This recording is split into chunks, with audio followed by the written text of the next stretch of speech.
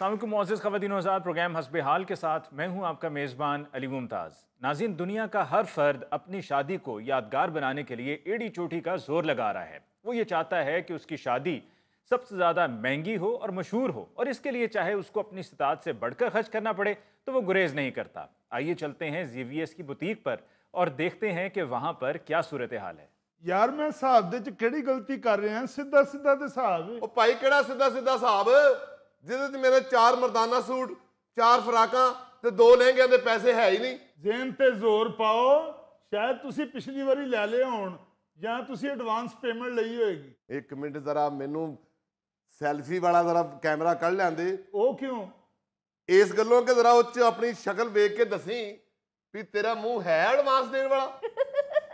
ਉਹ ਅੱਛਾ ਭਾਈ, ZVS ਆਏਗਾ ਤੇ ਉਹਨੇ ਫੈਸਲਾ ਕਰ ਲਈ। ਤੂੰ ਬਕਾਇਆ ਪੈਸਿਆਂ ਦਾ ਹਿਸਾਬ ਕਰ।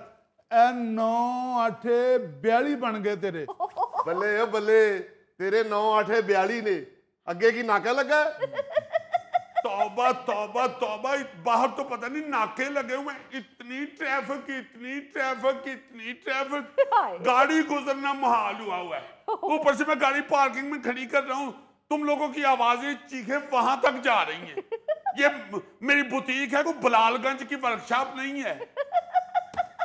ਤੇ ਭਾਈ ਚੀਖਾ ਨਾ, ਸੂਟ ਮੈਂ ਇਹਨੇ ਬਣਾ ਕੇ ਦਿੱਤੇ ਆ, ਉਤੋਂ ਹਿਸਾਬ ਗਲਤ ਕਰਨ ਡਿਆ। ਇਹ 9 8 42। बस इतनी सी बात तो चीखना शुरू कर दिया तुमने। वो बेचारा नहीं पढ़ा लिखा, इतना गलती हो जाती है। 4 जमातें पढ़ लेता तो उसे भी पता होता 9 8 42 नहीं होता, 9 8 48 होता है। लो, छोटे मियाँ तो छोटे मियाँ, बड़े मियाँ सुभान अल्लाह। भाई मैं अपने पैसे मरन नहीं देंदा, मैं पैसे लेके ही जावांगा। मैं बचपन च सारे पहाड़े रटे हुए ने जनाब। ये 9 8 48 नहीं होता, 9 8 52 होता है। अच्छा बाबा, तुम्हारी बात मान लेते हैं, खोलो इसके हिसाब। 9 8 52 कर दो। ये हुई ना बात।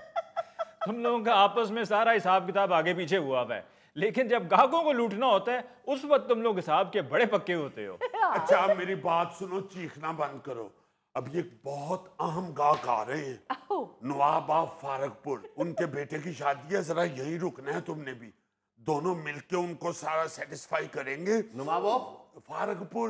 हाँ तो नवाब फारक ही होंगे, उन्होंने को पैसा ही ना होंगे। और बाबा उनके इलाके का नाम है फारकपुर, वहां के नवाब आ रहे हैं। यहीं बैठना, जरा हिसाब किताब साथ साथ करते जाना। उन्होंने बहुत ज्यादा कपड़े सिलवाने हैं। मैंने आजम मार्केट से कपड़े वाले को भी बुला लिया है, ताकि बता दे वो कि कितने थान लगेंगे। थान लगणगे? ये नवाब साहब तेरे मैनेजर नाल भी चावड़े ने। अब भाई होश के नाखून लो।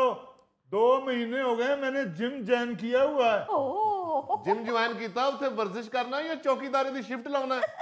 अब भाई एक्सरसाइज करता हूँ मैं, ट्रेडमिल पे 45 मिनट भाग दौड़ करता हूँ। कमीने क्यों उस मासूम ट्रेडमिल की चीखें निकलवाते हो? वो की फायदा ट्रेडमिल ते दौड़ना? वो तो 2 घंटे भी दौड़ो तो बंदा उत्थे ही खलोता हुंदा। मास्टर साहब तुहाडा दर्जी खाना है या तुसी किसी जिम में ट्रेनर लगे हो? इसलिए मैं कह रहा हूं कि थान मंगवाने पड़ेंगे। वो नवाब हैं, उन्होंने 1 2 सूट थोड़े सिलवाने हैं। उनके बेटे की शादी है, कम से कम 20 25 सूटों का तो ऑर्डर देंगे ना। अच्छा ओ यार, मेरी मशीन का तो पटा टूटा आया, मैं उन्हें ठीक करा लिया। ये हर दूसरे दिन तेरी मशीन का पटा टूट जाता है, उनके कुत्ते का पटा पुआ लेना है। एक ही दफा सही पटा क्यों नहीं डलवाते उसे? बाअदब, बामुलायजा, होशियार, नवाब ऑफ फारकपुर तशरीफ ला रहे हैं।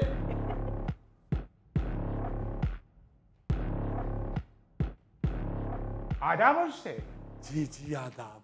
शाही दर्जी ZVS की फरोख्तगाह यही है? जी नवाब साहब जी, वो आए घर में हमारे खुदा की कुदरत है। अरे अभी तो हम घर तक पहुंची नहीं है। वो हमारे साहबजादे किधर रह गए? आ गए अब्बा हजूर, आ गए। आदाब अर्ज है।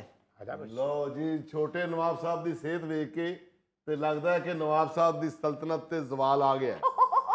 हत्ते अदब, ये हम शादी से पहले डाइटिंग कर रहे हैं ताकि शादी के बाद फूल ना जाएं।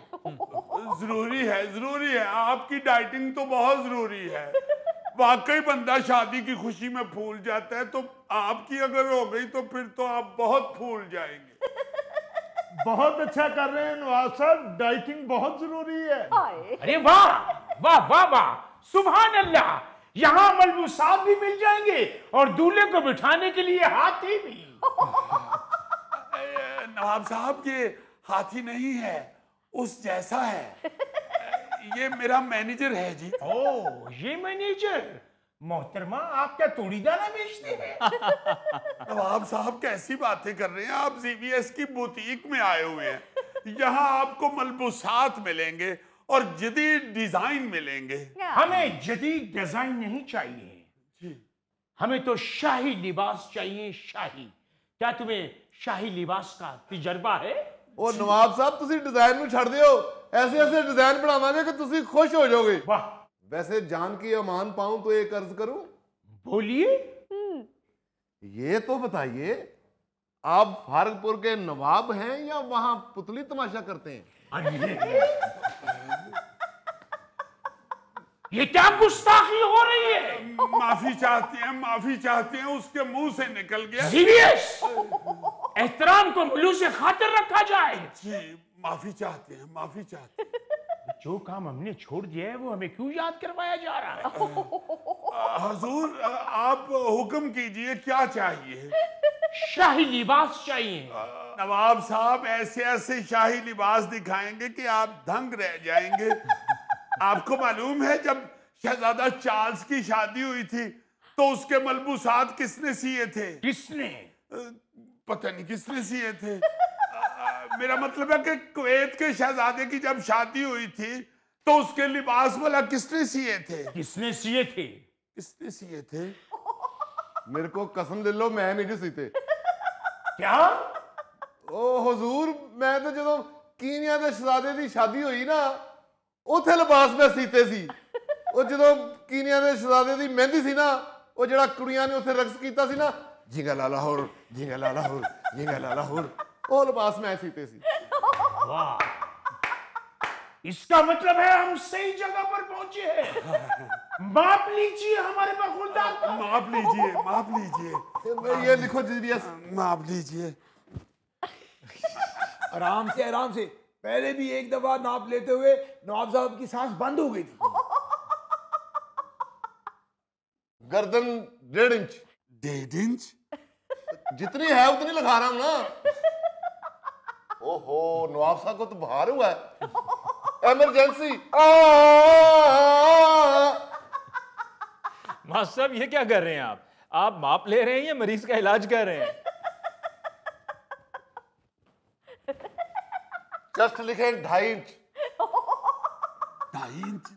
गर्दन से सिर्फ 1 इंच ज्यादा है। ले बेटा, नवाब साहब दी पुरानियां कमीजां तेनू पूरियां होणगी। लिखो जी तीरा 3.5 इंच। हर जगह से सिर्फ 1 इंच ही बढ़ा रहे हो। यार नवाब हुण है ही इंचां च, ते मैं की करा? ओ भाई, ये नवाब लोग हैं, ये अपनी डाइट का बहुत ख्याल रखते हैं। इन्नी डाइट नवाब दा तो बेड़ा गर्क होया है। अरे भाई, अपनी बुटीक का सबसे खूबसूरत डिजाइन बनाना है। ਐਵੇਂ ਹੀ ਆ ਗਏ ਹੋ ਬੁਟੀਕ ਤੇ, ਇਹਨਾਂ ਦੇ ਲਿਬਾਸ ਤੇ ਖਡਾਉਣੇ ਵਾਲੀ ਦੁਕਾਨ ਤੋਂ ਵੀ ਮਿਲ ਜਾਣੇ ਸਨ। जरा अपना डोला फैलाइए। नहीं जी, 1.25 इंची। आप ऐसे ही साहबजादे को साथ ले आए, नेजे का ही माप दे देते। बाजू ते पूरे हांडी च फेरन वाली डोई जडे ने। लिखो जी 20 इंच। वाह वाह वाह वाह वाह वाह, शुक्र है थानेदार दी सोटी नालों लंबे ने।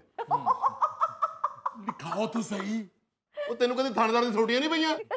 माशाल्लाह, हमारे साहबजादे पूरी रियासत में सबसे ज्यादा कद्दावर हैं। नवाब साहब होर किदा नाप लेना है? मास्टर साहब, पजामे का माप तो लीजिए। वो मेरे को सिगरेट है ने, मैं उथों अंदाजा ला लांगा। भाई हमारे दरबान का माप भी लीजिए। चल मैं क्यों? वो तेन तो दुध नाल भेजिया सी। और नहीं भाजी, कैसे गल करते भेजे? ओहो, मैं समझा मेरा मुंडा। इसके माप के 200 लिबास सिलने चाहिए। 200 लिबास? ਤੁਹਾਡੀ ਸਲਤਨਤ ਚ ਇਹਨੇ ਤੱਕ ਮਕੌੜੇ ਨੇ। ਇਹ ਉਤਰਾ ਨਾਪ ਤੇ ਸਾਰਾ ਛੋਟੇ ਨਵਾਬ ਵਾਲਾ ही है। लंबाई लिख लो 28। वैसे शक्लो सूरत से ये नवाब साहब के मुलाजिम नहीं रिश्तेदार लगते हैं। अरे ਇਹਦੇ ਨਾਪ ਦੇ ਕਿੰਨੇ ਸੂਟ ਬਣਨੇ ਜੀ? 200। 200? ਉਹ ਕਿਉਂ ਇਹਨੇ ਸੂਟ ਗੰਦੇ करना है? चल नवाब साहब आप तशरीफ रखिए, मुझे बार बार डर लग रहा है कहीं आप मेरी आंख में ना चुभ जाएं। नवाब साहब मेरा नाम रहने दो, मैं तो रेडीमेड भी ले लूंगा। आप पूरी सल्तनत की मैं ही तो नॉर्मल बंदा हूँ। वैसे जीवीएस इन्हें तो लार्ज साइज आ जाएगा। Okay large. इनके कितने सूट हैं नवाब साहब? 3 सूट। और कोई हुक्म है तो बताइए। 500 सूट गरीबों के लिए भी बना दीजिएगा। 500 सूट गरीबों के लिए? उसके लिए आपका माप ले लें। अरे मेरा मतलब है कि साइज क्या रखना है? आधे लार्ज हो और आधे मीडियम साइज। 250 लार्ज और 250 मीडियम। नवाब साहब 2-3 सूट डबल एक्सल भी बनवा दीजिए। बना दीजिए इसके भी 2-3 डबल एक्सल। जी जी जी। अगर कपड़े वाला आ जाता तो कपड़े की सिलेक्शन भी हो जाती। जी नवाब साहब कपड़े वाला भी आता ही होगा बस। अस्सलाम वालेकुम भाईजान। ओए ओए बड़ा रश सी। ए भाई इधर को जरा। अरे शाहिद क्या कर रहे हो? नवाब साहब हैं। हैं? ए भाई साहब तो थे रंग महल पंगूड़ा नहीं लांदे? अगर किसी ने हमारी शान में गुस्ताखी की तो हम तलवार निकाल के शुरू हो जाएंगे और अताइयों को मार गिराएंगे। ये क्या हो रहा है हमारे साथ जीवीएस? नवाब साहब ये अच्छी बात नहीं है। हमें भगोड़ा लगाया जा रहा रंग महल में। नवाब साहब ये भी कोई अच्छी बात नहीं है। वाह वाह वाह वाह नवाब लाहौर साहब ਕਿਹੜੇ ਇਲਾਕੇ ਦੇ ਹੋ ਤੁਸੀਂ? फारिगपुर। ਏਡਾ ਸੋਹਣਾ ਤੁਹਾਨੂੰ ਕੰਮ ਆਉਂਦਾ ਹੈ ਤੇ ਤੁਸੀਂ ਕਿਉਂ ਫਾਰਗਪੁਰ ਹੋ? जो हमारी यहाँ बेइज्जती हुई है नहीं हम तमाम ऑर्डर कैंसिल करते हैं।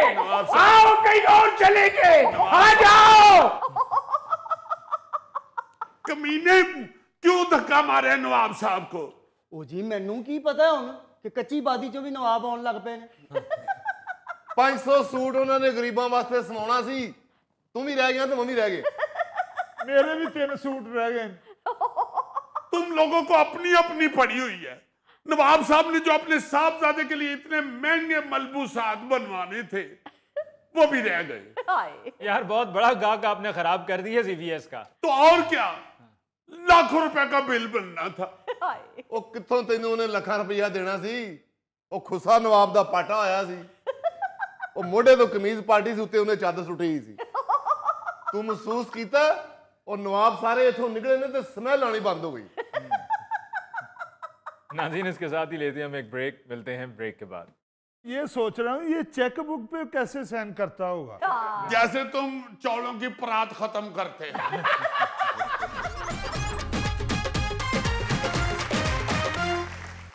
नाज़रीन पेश खिदमत है आज का खबरनामा। नाज़रीन न्यूज जेम्स बॉन्ड 0092 दिलचस्प और हैरान कुन खबर के साथ आपके हाजिर खिदमत है। आप खबर सुनेंगे तो आप सोचेंगे कि न्यूज जेम्स बॉन्ड किथे किथे खजल हुंदा फिरदा है। इसमें तो कोई शक नहीं। आप खबर सुनाओ। दुनिया का तवील तरीन नाम रखने वाला शख्स जिसे अपना तारुफ कराने के लिए 20 मिनट लगते हैं। न्यूजीलैंड के इस शख्स का नाम 2253 अल्फाज पर मुश्तमिल है। इसे अपना पूरा नाम खुद भी याद नहीं रहता। यानी इस बंदे का नाम ना हो गया CSS का इंग्लिश का वो ऐसे हो गया जिसमें हर स्टूडेंट फेल हो जाता है। कमाल है यार, एडा लम्मा ना रह लिया, एडा लम्मा ना रह लिया। ये तो लगता है किसी बड़े मेहनत कश MNA दे महल्ले दी सड़क है। बंदा पूछे इतना लंबा नाम रखने की जरूरत क्या थी? मुझे यकीन है कि लोग इसे बुलाते सिर्फ एक लफ्ज वाले नाम से ही होंगे। ओए ओ पागल चलिए कहां जा रहे हो? अब कुकड़ ते ना रखे 2253 अल्फाज का। वो कहते हैं ना कि शौक का कोई मोल नहीं होता, लिहाजा मुझे लगता है कि यहाँ भी इसी से ही मिलती जुलती कोई कैफियत है। मैंने इस खबर की पूरी अभी तफसील तो नहीं पढ़ी, मुझे यकीन है कि खबर के बीच में कहीं जरूर लिखा होगा कि इस लड़के की शादी के मौके पर नकाह खान को इसका नाम पुकारने के लिए कैसेट रिकॉर्ड करके दी गई। और नकाह खान ने जब दूल्हे का नाम पुकारना था तो उसने कैसेट लगा दी और आग के बराती खाने पे टूट पड़े और खाने के दौरान गाने की कैसेट की बजाय दूल्हे के नाम वाली कैसेट लगी रही और अभी नाम आधा हुआ था कि खाना खत्म हो गया और जब नाम पूरा हो गया तो अंदर से आंख के दुल्हन बाहर आ गई कि बस नकाह खान साहब तलाक तलाक तलाक।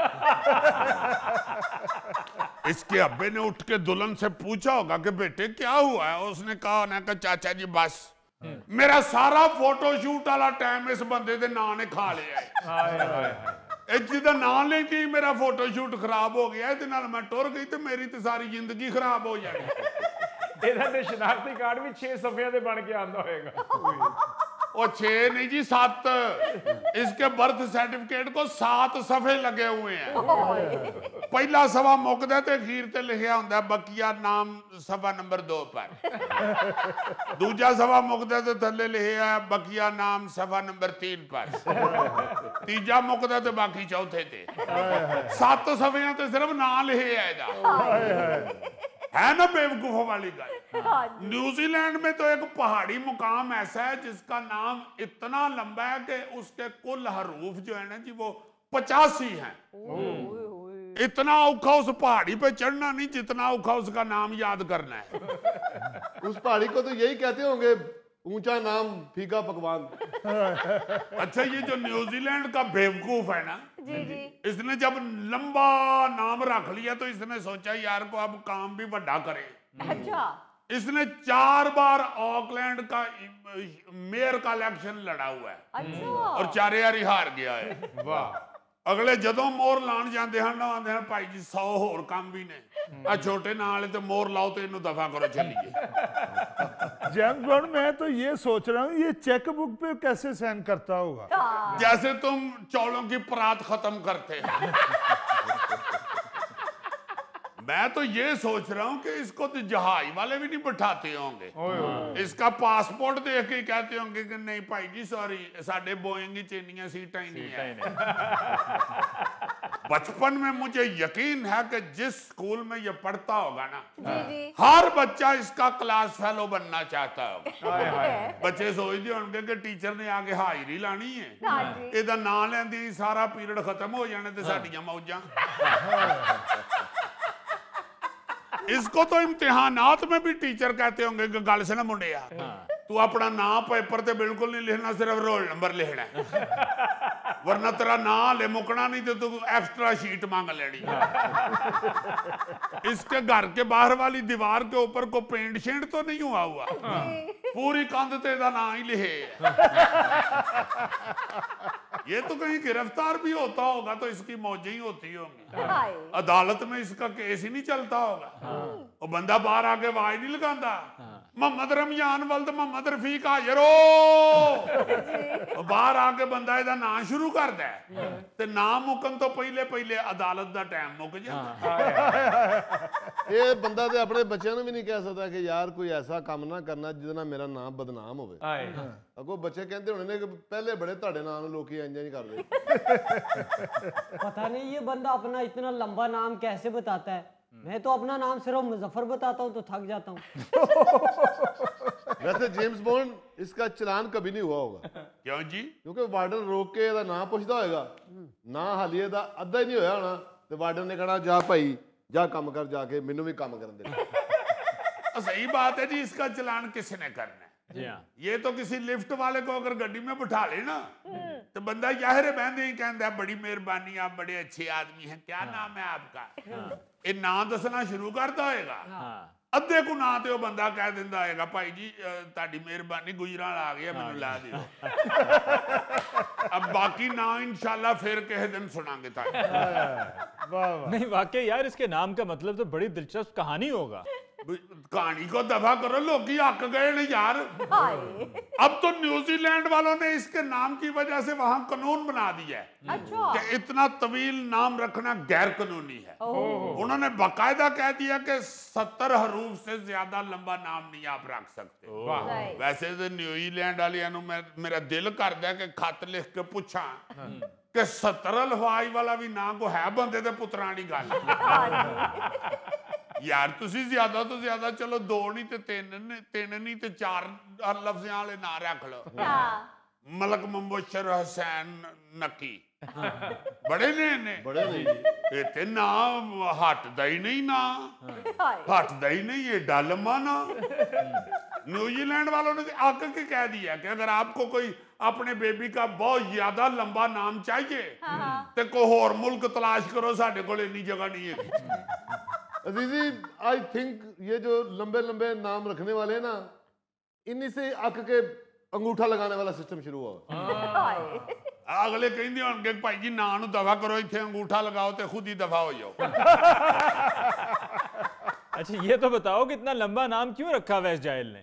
बाजी सिर्फ वर्ल्ड रिकॉर्ड बनाने वास्ते, गिनीज बुक च दर्ज होने वास्ते।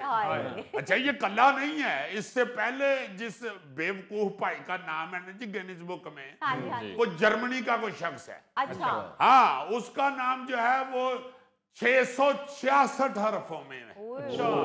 उसके 660 अल्फाज हैं उस के नाम के। अच्छा इसके तो 2253। यानी जो जर्मनी वाला बंदा है ना, ओदे 4 भरावां दे नाम इकट्ठे करो तो इहदा इक्को दा बन जाए। वैसे अजीजी जर्मन जुबान का एक ऐसा लफ्ज है जो 79 हरूफ पर मुश्तमिल है और उसका उर्दू तर्जुमा करने में 27 अल्फाज चाहिए। हाँ जी हाँ जी, और जर्मनी वालों ने सजा के लिए ये लफ्ज रखा हुआ है। जिस कैदी को सजा बामुशक्कत देनी हो ना, उसे सुबह दोपहर शाम वो कहते हैं कि 3 दफा ये लफ्ज 100 दफा तुमने दोहराना है, तुम्हारी कैद बामुशक्कत पूरी हो गई। अच्छा, इस जर्मनी वाले बेवकूफ को आमतौर पे ह्यूबर्ट वुल्फ प्लस 666 सीनियर कहा जाता है। अच्छा और ये ह्यूबर्ट अपने नाम की अजीबो गरीब तशरीह भी करता है। उसका दावा ये है जी कि उसके नाम का मतलब है कि वो ऐसा भेड़िए का शिकार करने वाला शख्स है जो एक पत्थर के घर में रहता है और इसके आबाओ अजदाद लाखों साल पहले एक रॉकेट शिप में जमीन पर आए और एक नए सियारे में पुरअमन और जहीन नस्ल की तलाश में आए थे। और ना दा मतलब दस रहा होंदा ते लोग कहंदे ने आओ यार अपने अपने कामां ते चलीए। वो जेड़ा आखिरी बंदा उठदा ना, वो कहंदा भाई जी एडा लम्मा तर्जमा ना दसिया करो, सीधा क्या करो पागल दा पुत्र। अल्लाह का शुक्र है मैं इन झंझटों में नहीं पड़ा। मेरे घर वालों ने मेरा ऐसा नाम रखा है, एक लफ्ज में लोग समझ जाते हैं, चंद। वाह वाह वाह वाह। मगर ये नाम रख के घर वाले जरूर झंझट में पड़ गए थे, क्योंकि उनको फिर बहुत ज्यादा सुनना पड़ा है कि भाई जी ऐ चंद उत्ते तो बड़ा अच्छा लग रहा होंगे, थले आके बेचारा क्यों खजल खराब हो गया है। पोल्यूशन है, टीवी देखा करो। नहीं, मेरा ख्याल है बुजुर्ग सही कहते हैं, दूर के डोल सुहाने। तो इस तरह तो मेरे नाम का भी एक ही लफ्ज है, थैला। लफ्ज तो एक है लेकिन थैले में चीजें बहुत होती हैं। थैले में तो चोरी की चीजें होती हैं। अच्छा, वैसे तो गिनीज बुक का वर्ल्ड रिकॉर्ड के मुताबिक दुनिया का सबसे लंबा तरीन लफ्ज संस्कृत जुबान का है। अच्छा जिसमें 195 हरफ पाए जाते हैं, यानी हरूफ 195 हरूफ। और अगर इसे रोमन हिंदी में लिखना चाहें तो ये 428 हरूफ का लफ्ज बन जाता है। अच्छा एक लफ्ज। ये संस्कृत जुबान का है। और ये लफ्ज भी बंदा सोच के ही लिखता है कि यार इन्हों रहन ही दईए, लोगों ने गल तो समझ ही जानी। अच्छा, अंग्रेजी के एक लफ्ज को देखा जाए तो सबसे लंबा लफ्ज जो है वो 45 हरूफ पर मुश्तमिल है। अच्छा, जो फेफड़ों की एक बीमारी का नाम है। अल्लाह ताला इस लफ्ज तो भी बचाए तो इस बीमारी तो भी बचाए। वैसे उसका निक नेम जो है ना जिस बीमारी का, वो है नोमोकोनियोसिस। नोमोकोनियोसिस ये अभी निक नेम है। नाज़रीन, इसके साथ ही हम लेते हैं एक ब्रेक, मिलते हैं ब्रेक के बाद।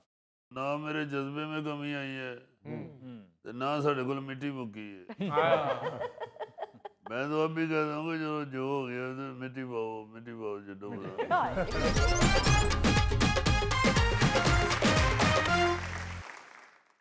बहुत बहुत शुक्रिया चौधरी साहब कि आप तशरीफ़ लाए। ये बताइएगा चौधरी साहब कि हमारे मुल्क की क़यादत बहुत बैन-अक़वामी दौरे कर रही है, इसका कोई फ़ायदा भी हासिल हो रहा है? देखिए, बहुत ये अली मुमताज़ साहब सियासी व अस्करी क़यादत ने मिल के अपनी मुस्बत शनाख्त का मरहला जीत लिया है। और मैं समझता हूँ कि ऐसा शानदार जीता है कि मुकाबला ही एक तरफा कर दिया है। और आप देखें कि आलमी सतह पर हमारे जो फील्ड मार्शल हैं जी, वो सदर ट्रंप तक के फेवरेट फील्ड मार्शल बन गए हैं। और हमने तो सफारती माहद पे हमने ये जो इंडिया वाले हैं उनके साथ हमने वही सलूक किया है जो गांव से आए हुए बच्चे चिड़ियाघर जाकर बंदर के साथ करते हैं। मोदी को समझ ही नहीं आ रही,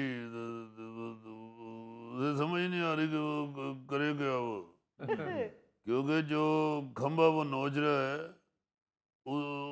उसके इर्द गिर्द हमने खारदार तारें लपेट दी हुई हैं। लिहाजा कभी वो जख्म चाड़ता है, कभी इंटरनेशनल प्लेयर्स के तलवे चाड़ता है, उनको बेवकूफ़ों वाली इंस्ट्रक्शन देते हैं कि आप प्लेयरों के साथ हाथ ना मिलाएं। तो भाई ये असूल बना हुआ है, इसलिए हम हाथ मिलाते हैं, वरना असी केड़ा तुहानू हाथ मिलाइए ते विचों पैसे डिगदे ने। कभी देखें कभी ये जो मोदी है कभी मजबूरी में वही धूल चाटता है जो हमने जंग के दौरान इसकी उड़ाई है। और लेकिन वो फिर भी बहुत ही ढीठ है, बहुत ढीठ है। कोई शक नहीं, वो बात ही नहीं आ रहा। मेरा तो दिल करता है किधरे सामने आवे तो ये कन्ना दे दो छड्डा मैं। फिर मैं सोचता हूँ कि यार ये भी हुण बजुर्ग हो गए हैं, कोई अपने आप ही इन्हें शर्म आ जानी चाहिए।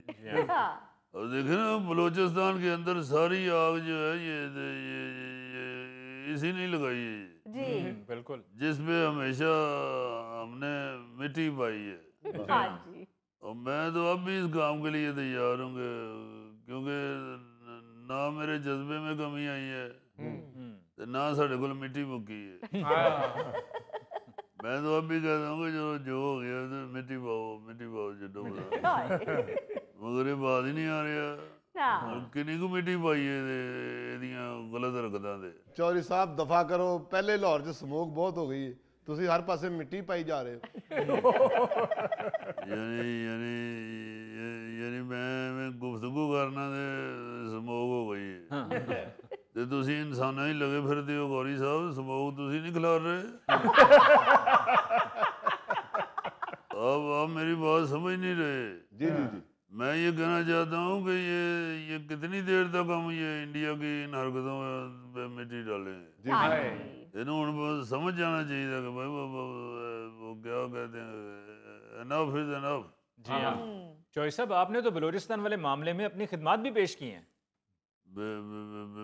बिल्कुल की हैं जी।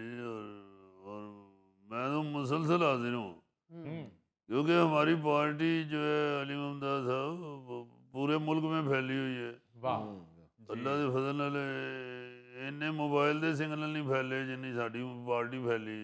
वाह वाह वाह वाह। और हम हर जगह जहाँ भी कोई मसले मसाइल आए हंगामी बुनियादों पे हाजिर होते हैं जी। क्योंकि देखें हमारा तो मकसद ही कौमी यकजहती है। वाह हमारी अल्लाह के फजल से वफाक की पार्टी है। वाह हम कोई सूबाई सियासत नहीं करते, वाह जी वाह। हम मुल्की लेवल के सियासत करने वाले लोग हैं। अच्छा। और ना ही हमें कोई लालच है।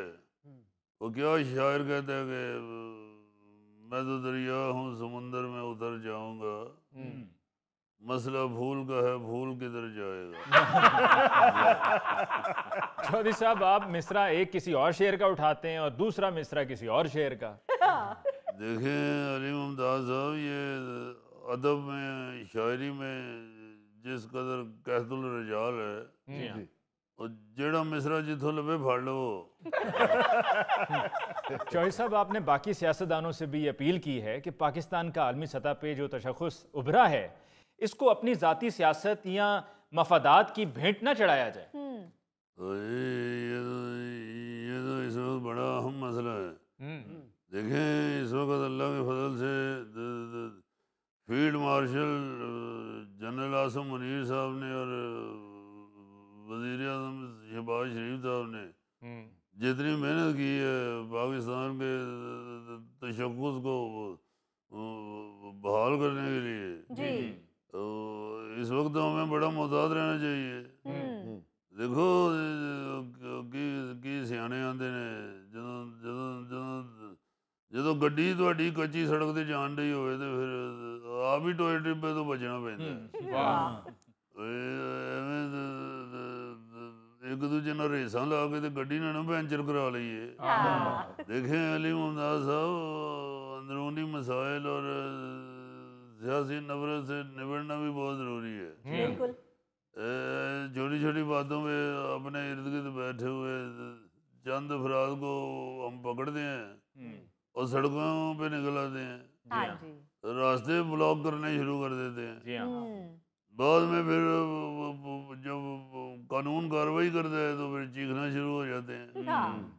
मैं समझता हूँ कि सियासतदानों को भी अब ये समझ लेना चाहिए कि वो क्या कहते हैं, लेकर कोई जो सड़कों पे अफराद आ गया, लो आप अपने दाम में से याद आ गया। बहुत खूब। देखें ये वक्त जो है ये सियासी अफरा तफरी वाला नहीं है। जी। इस वक्त तो सबको ये एहसास होना चाहिए कि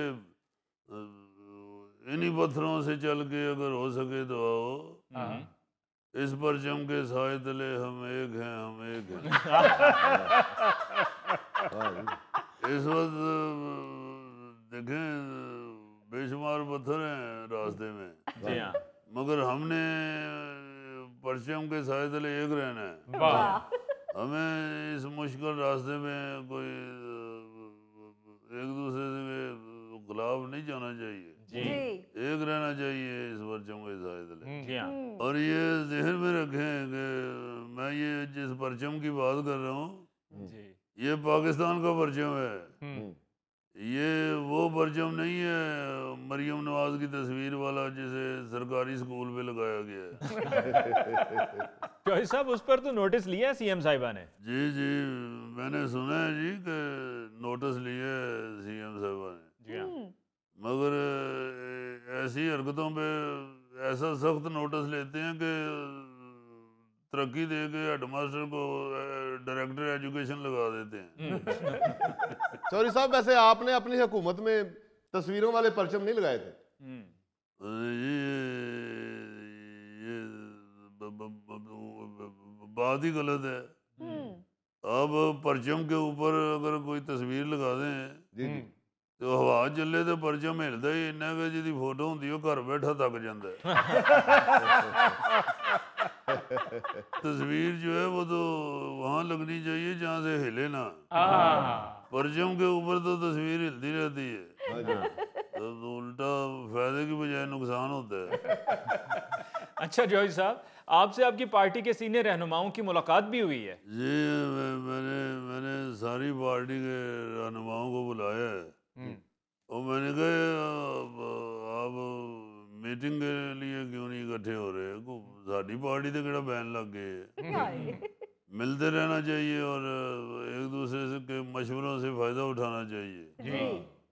अगर एक दूसरे से मिलेंगे नहीं तो लोग सोचेंगे कि बिछड़ा कुछ इस अदा से कि रुत ही बदल गई। मैं लीडर हूँ किसी और का, मेरी पार्टी कोई और है। जितना अली साहब सियासत का बेड़ा गर्क हो गया हुआ है जी, अब तो पता ही नहीं चलता कि कौन सा लीडर किस पार्टी का है।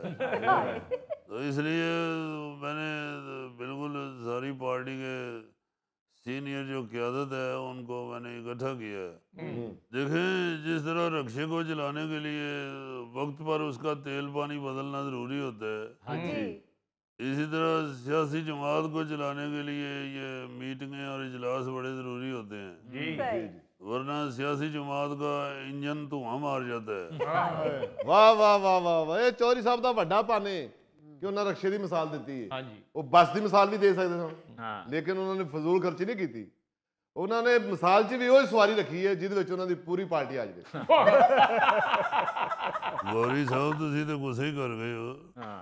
ये धुआं मारन वाली मिसाल मैं तुहानू वेख के तो नहीं सी दी। एक दूसरे के साथ मिलते रहना चाहिए, ये मजबूती पैदा करते हैं। एक दूसरे पे एतबार ही नहीं रह गया हुआ हमारी सियासत में। ठीक है, इसीलिए तो सियासतदानों ने ये वतीरा बना लिया हुआ है कि ज़्यादा से ज़्यादा अपने घर के मेंबरों को लीडरशिप दी जाए, क्योंकि उन पे एतबार तो होता है ना कि ये तो कम से कम पार्टी छोड़ के नहीं जाएंगे। मगर परवेज लाई साहब ने ये फार्मूला भी खराब कर देता है। अली मुमताज साहब, अब तो बड़ी परेशानी बन गई हुई है जी। एक वक्त था कि सुबह उठते थे तो अगर इजलास बुलाने को जी चाहता था तो सारे घर के जी इकट्ठे कर लेते हैं। हुण इजलास बुलाना पवे तो दूरों दूरों बुलाने पैंदे ने।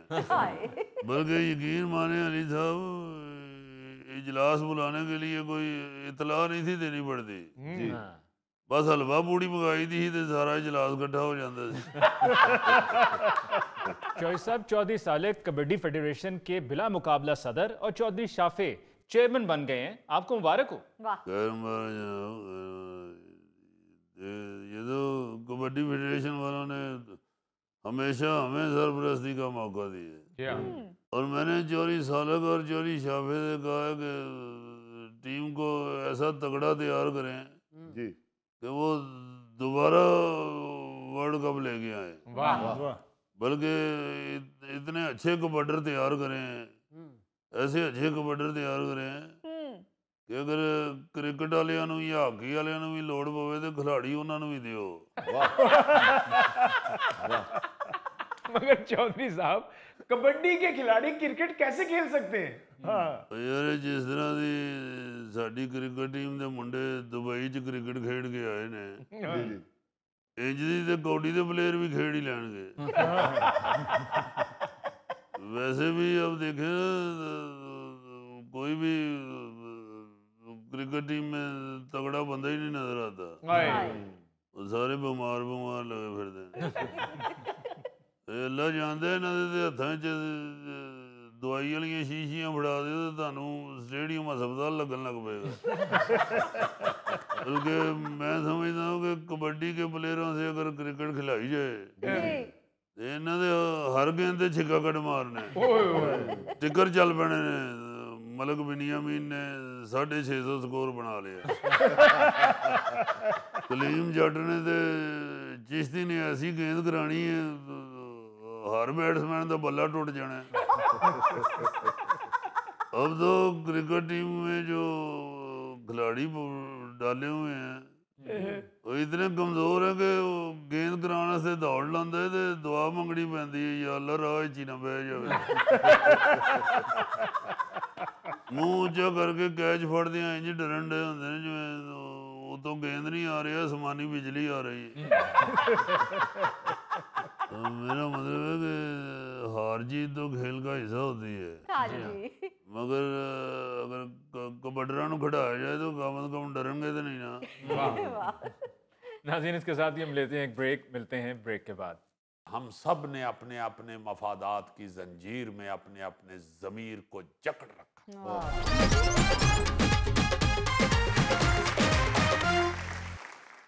अच्छा जी, ये जो छोटे बड़े कई ऐसे नामवर लोग जो हैं वो पुलिस मुकाबले में मारे जा रहे हैं, और फिर ऐसे जो नेफे में पिस्तौल चल गया, जी हाँ, जो इस तरह के हम खबरें सुन रहे हैं, ये इसका खौफो हरास तो एक तरफ, दूसरी तरफ लाजमन अब ये भी देखना चाहिए कि हम अपने बच्चों को किस तरह संभालें, उनकी तरबियत कैसे करें कि ये बच्चे जो हैं हमारे, ये बड़े होके इसी तरह बेरारवी का शिकार ना हो जाएं, बिल्कुल, को उल्टे सीधे रास्तों पे ना चल पड़े।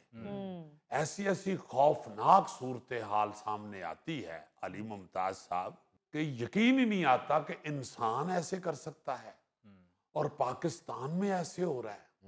ऐसे ऐसे खौफनाक किस्से कहानियां सामने आती हैं इन जुराइम पेशा अफराद की। मैं तो हैरान हो गया हूं ये सुन के एक अपने रिपोर्टर दोस्त से कि हजूर यहाँ पे बड़ी बड़ी छोटी उम्रों के बच्चे रेप केसेस में पकड़े गए हैं। जो इन्वेस्टिगेशंस हुई हैं उसमें ऐसा ऐसा खौफनाक नतीजा सामने आता है कि यकीन नहीं आता, यकीन नहीं आता। और फिर अल्लाह माफी दे, तौबा इस्तगफार कहते हुए भी शर्म आती है कि छोटी छोटी बच्चियों के रिश्तेदार, एक केस में मुझे पता चला कि एक रेप केस में एक मासूम सी बच्ची, छोटी सी उम्र की, उसके 2 मामू पकड़े गए। हैरान कुन बात है ना, देखें, हैरान कुन और नाकाबिले यकीन बात है। तो मैं न जी ऐसी खबरें सुन सुन के मैं सोचता हूँ कि ये सूरत हाल जो है ये तालीम के बगैर हम ख़त्म नहीं कर सकते। इस सब को बदलने के लिए सिर्फ एक ही तरीका है, तालीम। तालीम।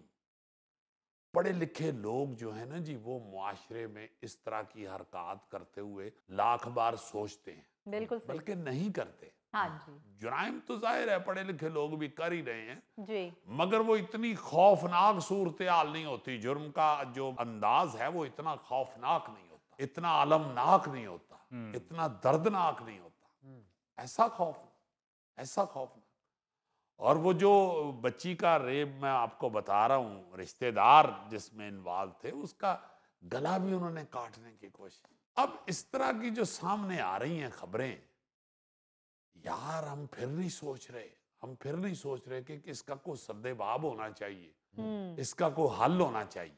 तो ये बात करने का मतलब ये है कि जहाँ पे आवाम अपने बच्चों को, वालिदैन अपने बच्चों को तरबियत के हवाले से तवज्जो दें, वहाँ पे खुदा के वास्ते हुक्मरानों को भी चाहिए कि हर चीज़ छोड़ के, हर ये बोर्डों शोडों की और अपनी नेम प्लेटों वाली स्कीमें छोड़ के सबसे पहले तालीम। खुदा के वास्ते अभी भी करोड़ों बच्चे आपके तालीम से बाहर फिर रहे हैं। हाँ जी, वो नहीं तालीम हासिल कर रहे, बगैर तालीम के फिर रहे हैं करोड़ों बच्चे। ऐसी जाहिल कौम के अंदर आप इसी तरह के वाकयात सुनेंगे, इसी तरह के जुराइम सामने आए। बच्चों को तालीम दें, खुदा के वास्ते, खुदा के वास्ते तालीम दें। और जिस तरह आप इन जुराइम में सख्त कवानीन बना रहे हैं या सख्त असूल अपना रहे हैं, कानून चले नहीं है ऐसे, आप जिस तरह का तरीका इस्तेमाल कर रहे हैं जी, इनकाउंटर से और नेफों में पिस्टल चल जाने से और पता नहीं क्या क्या तरीके, ठीक है, ठीक है। जितनी खौलनाक सूरत हाल हो गई हुई है, ये ऐसे लगना शुरू हो गया कि ये ठीक है।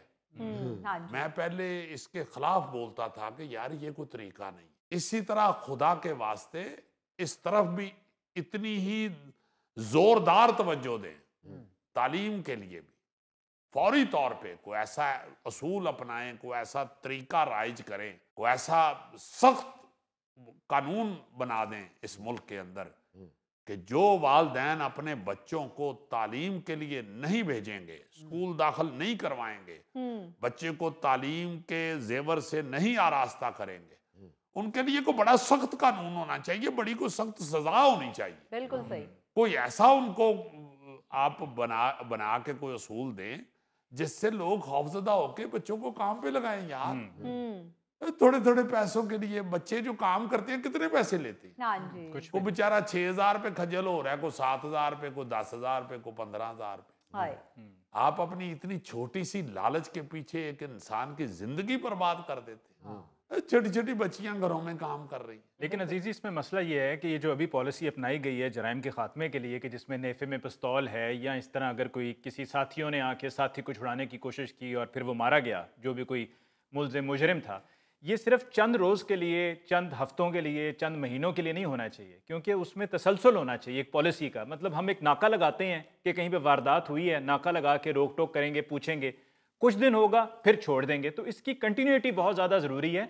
और दूसरा, हम क्या करते हैं अपनी सोसाइटी में कि कहीं पर अगर हम किसी को गलत सोच का मालिक देखते हैं, कोई गलत हरकत में हम मुलव्विस देखते हैं, तो हम कहते हैं जी हमें क्या, ये हमारी तरफ थोड़ी आ रहा है, हमारा इससे क्या लेना देना, वो जाने और उसका काम जाने। हमें उन लोगों की निशानदेही करनी है। जी जी जी जी जी जी वो मैं पहले भी सुना चुका हूँ। वो डबल सवारी एक ड्रामा मैंने लिखा था, बड़ा पजीराई उसे मिली।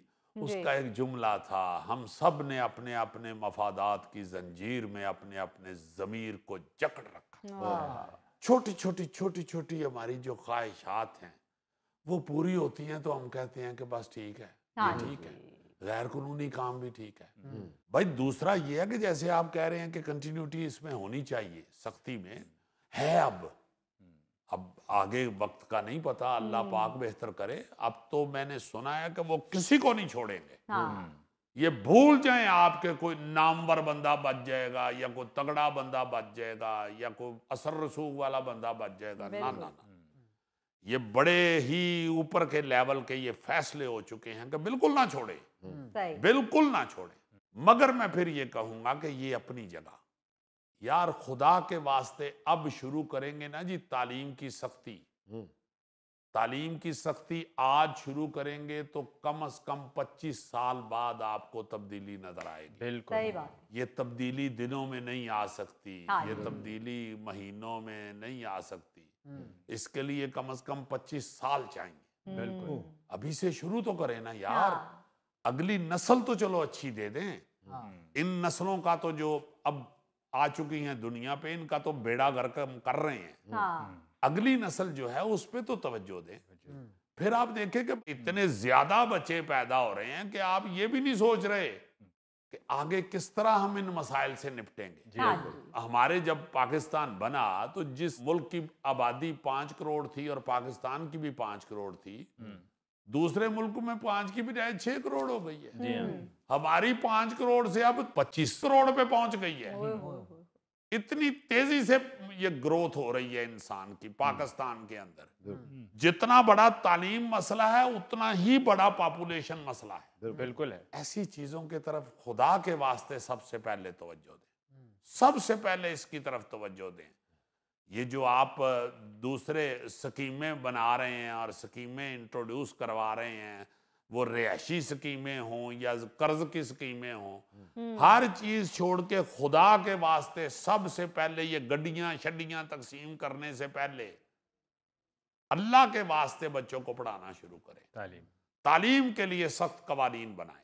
मैंने वो कई दफा सुनाया है, अब कई लोग जानते हैं। अब सब लोग बाहर जाके देख के ये सारे दोस्त, गौरी साहब, ये थैला साहब, सब बाहर के ममालिक में माशाल्लाह शोज के लिए जाते रहे हैं। इन लोगों ने लाजमन अपने इतने ज़्यादा टूर के में कहीं ना कहीं ज़रूर ऐसी चीज़ें देखी हैं, ऐसे मंजर देखे हैं। मैंने तो देखा है, मैंने कई दफ़ा बताया है। एक दोस्त की तरफ मैं और अल्लाह ताला जन्नतुल फिरदौस में जगह दे, कवि खान साहब को हम बैठे हुए थे तो वो घर में पुलिस आ गई। अच्छा, वो कवि साहब घबरा गए, मैं भी घबरा गया, ये पुलिस इधर क्यों आ गई है। कवि साहब मुझे कहते हैं भाई हमारे पास तो वीजे हैं। अब तो अपनी अपनी टेंशन में थे ना जी कि ये क्या हुआ है, पुलिस क्यों आ गई। वो खैर वो मियाँ बीवी बाहर गए, वो डिस्कस करके पुलिस से घंटे डेढ़ के बाद वो अंदर आए हैं। हम लोग अंदर ही बैठे, उन्होंने कहा आपने नहीं बाहर हाँ जी। असूल है वहां पे कि पुलिस के काम में आप मुखिल नहीं हो सकते। तो वो आगे दोनों कहते हैं जी कि वो मियाँ बीवी लड़ते आ रहे थे। तो हमने कहा क्या हुआ क्या है बताएं तो सही। तो मियाँ कहता है जी बच्चे स्कूल नहीं गए 2-3 दिन हो गए। 2-3 दिन मतलब 2 दिन बताया कि 3 दिन। तो इसने स्कूल को इत्तला भी नहीं दी। जी हाँ। तो वो जो हेड मिस्ट्रेस है स्कूल की वो पुलिस लेके आ गई है कि इनके बच्चे बगैर इत्तला दिए स्कूल में नहीं आए, मामला क्या है। इस कदर सख्त हैं वो लोग। हाँ जी। तालीम की वजह से इस कदर फिक्रमंद है वो लोग। क्या बात। इतने सेंसिटिव है। तो यहाँ पे तो कोई ऐसा असूल बन ही नहीं रहा। इतना बेड़ा गर्क हुआ है सरकारी स्कूलों का, कॉलेजेस का। हाँ जी। एक दफा अली साहब मैंने अपने शो में ही बताया था कि एक कॉलेज है ये कामों की तरफ, उस वक्त वो कॉलेज जो है जी। उस साल उसमें एक बच्चा नहीं था दाखिल हुआ।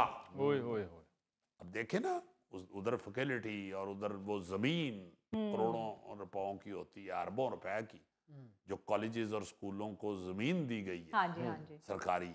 और फिर जहाँ पे अमला है इतना सारा, हर चीज बिजली शिजली ये वो खर्च हो रही है, तो बच्चे दाखिल नहीं हो रहे। कौन पूछे इनसे कि भाई क्यों प्राइवेट कॉलेजेस में और स्कूलों में बच्चे भाग भाग के दाखिल होते हैं, सिफारिशों के साथ होते हैं, इतनी इतनी फीसें दे के होते हैं। आपको हर चीज अच्छी मिली हुई है, तनख्वाहें आपकी टीचर्स की अच्छी हैं, स्कूल की जगह आपके पास उनसे बहुत आला है, आपके पास टीचर्स की तादाद उनसे ज्यादा है, हर चीज मौजूद है। तो फिर क्या है कि रिजल्ट आपका अच्छा नहीं आ रहा, लोग आपके अदारों में क्यों नहीं दाखिल हो रहे आके। यार सर जोड़ के बैठे, वो होती होंगी मीटिंगें शीटिंगें, ये वो सारा कुछ होता होगा, वजीर तलीम भी भजनस कर रहे होंगे, सीएम साहबा भी दौड़ भाग कर रही हैं, या दूसरे वज़राए आला भी कर रहे हैं। हाँ जी, बिल्कुल। हर सूबे के मुराद साहब भी लगे होंगे, मगर यार खुदा के वास्ते रिजल्ट क्यों नहीं है? रिजल्ट बर्बाद का बर्बाद क्यों है? बिल्कुल। चक्कर क्या है? कुछ तो बताएं हमें, कुछ तो लोगों को बताएं ना कि वजह क्या है। हाँ जी। क्या मसला क्या है। वो जो मसला है उसको हल करें यार। जो अभी तक 2.25 करोड़ बच्चा आपका स्कूलों से बाहर फिर रहा है, नहीं गया, वो उनको किस तरीके से आपने स्कूलों में लेके आना है, कॉलेजों में लेके आना है, ये इसको वजह करें जल्दी। बिल्कुल सही बात। नाज़रीन, इसके साथ ही आज के प्रोग्राम हस्बे हाल का वक्त खत्म हुआ चाहता है। अपने मेज़बान अली मुमताज़ को दीजिए इजाज़त। अल्लाह ने के बाद।